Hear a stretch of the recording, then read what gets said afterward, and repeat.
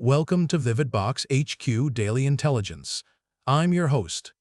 On today's episode, we're getting into one of the biggest bets in corporate history, Google's race to own the energy-powering artificial intelligence, and why that race may decide who controls the world's technological future for the next century.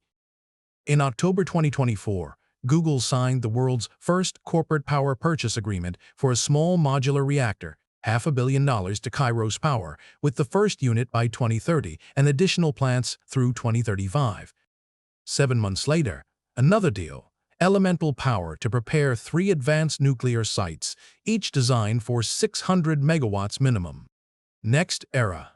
Energy's 25-year contract recommissioned Duane Arnold in Iowa, expected to come online late 2028 to early 2029. And the TVA became the first utility to buy from a Generation 4 reactor, channeling 50 megawatts from Kairos's Hermes 2 plant in Oak Ridge, Tennessee. Add it all up, 1.3 gigawatts of committed capacity, roughly equivalent to a small country's power output. Google isn't just buying energy, it's buying control of supply. Every other tech company competes in the same market. Google owns the pipeline. But these deals assume the reactors get built on time, sites get licensed, and the grid stays stable. None of that is guaranteed. And meanwhile, American electricity prices are hitting all-time highs. Commercial electricity demand has climbed past residential since 2020, while prices have nearly doubled in 5 years. Data centers in Virginia alone now consume a quarter of the entire state's power output. The grid is being strangled by a single sector, and that sector is controlled by 5 companies. So here's what's interesting. Fission alone won't scale fast enough. Google is also betting on fusion, the technology that has never generated commercial power, yet has drawn $9.8 billion in private investment by mid-2026. Commonwealth Fusion Systems holds roughly 1/3 of that, $3 billion. Backed by Google and targeting a 200-megawatt power purchase agreement, signed in June 2025 for electricity from its commercial ARC plant in Virginia by the early 2030s. Helion Energy, backed by Sam Altman and OpenAI's network, signed the first fusion-to-grid power deal with Microsoft, targeting 2028. In June 2028, InEnergy closed a $465 million funding round, bringing lifetime capital to $1.5 billion. TAE Technologies, Google's decade-long fusion partner, projects net energy before 2030 and just merged with Trump Media, becoming the first public pure-play fusion company. These are existential bets. If fusion works, the backer controls the energy powering AI for decades. If it doesn't, they've hemorrhaged billions on hope. The real question is whether fusion proves real by 2028 to 2031, or whether big tech has backed the wrong horse. Now, why does this matter beyond the technology? Because regulation isn't neutral. The Trump administration rolled back green incentives in 2025 and made a strategic call. AI infrastructure gets fast permits. Build the data centers, own the future. The EU took the opposite path. New directives require data centers to report power consumption, renewable usage, and waste. In Ireland, Europe's data center hub, Google tried to build a third Dublin campus in 2024. Ireland's planning authority said no, insufficient grid capacity, inadequate renewables.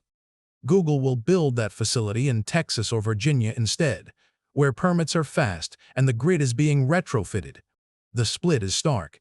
In North America, data centers cluster in Virginia, Ohio, Arizona, and Texas, regions with power, cheap land, and fast approvals. In Europe, slower growth, rising costs, and grid constraints are tightening. The real question becomes, which side hosts the AI infrastructure that matters by 2030? Let's zoom out for a second. While Google accelerates and the EU constrains, China is running a different race entirely. The state is advancing fusion as strategic infrastructure, part of its dual carbon energy doctrine and clean tech dominant strategy. China already controls global solar, wind, and battery manufacturing. Fusion reactor construction is next. The difference is patient capital. Western fusion startups need returns and face venture deadlines. China's state programs have no return on investment requirement. They can fund for decades if necessary, betting that whoever breaks the fusion code first owns the energy infrastructure of the 2030s. This is why Google's billions matter. These investments aren't just about powering data centers. They're about ensuring the technology comes from the West, not Beijing. If China's state labs reach net energy first and patent the pathway, Western companies would have to license Chinese fusion. Control of the grid becomes control of the future. That's the unstated stake in every one of these deals. Nuclear was dead not long ago. By 2010, it was supposed to fade as renewables scaled. By 2015, still dying. But between 2020 and 2025, something shifted. Nuclear became fashionable, not because waste got solved or costs dropped, but because AI eats more power than renewables can deliver. Baseload electricity, 24/7 power, regardless of weather, is the only way big tech scales without blackouts. Nuclear is the only carbon-free baseload that exists today, so nuclear got rebranded as a climate solution. ESG funds started buying. Regulators that blocked reactors approved new ones. The environmental costs aren't vanishing. Cooling water usage constrains some regions.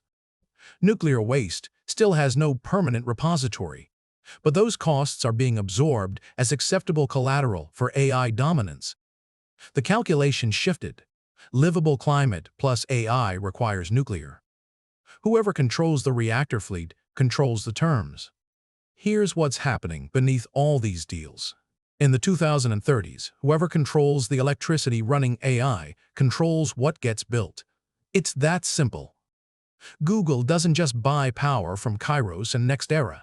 It owns the supply. When Commonwealth Fusion comes online in Virginia, Google has already locked it. When Helion delivers to Microsoft's grid in 2028, that power goes there first. Other tech giants, Meta, Amazon, Apple, bid for what remains. The ones with reactors get first access. The ones without chase scarcity and pay premiums.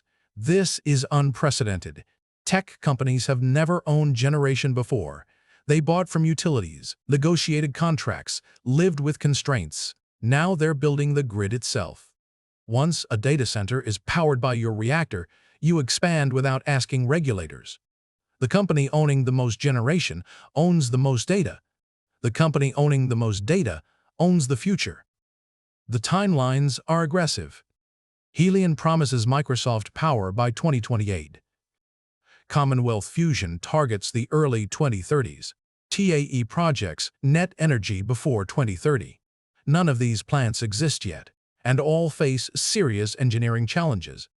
Construction overruns are normal. But if they hit, the AI landscape changes permanently. If they miss by 5 years, China's state labs could finish first. In the US, regulators are moving fast. In Europe, grids will stay strained. In China, state labs advance without venture pressure. By 2030, we'll know whether Google's bet scales and whether the grid holds. The winner controls not just power, but access to AI itself, and that determines everything after. That's all for today's episode. If this one got you thinking, subscribe on YouTube and follow the show on YouTube Music so you never miss a story. Thanks for tuning in to Vivid Box HQ. We'll see you tomorrow.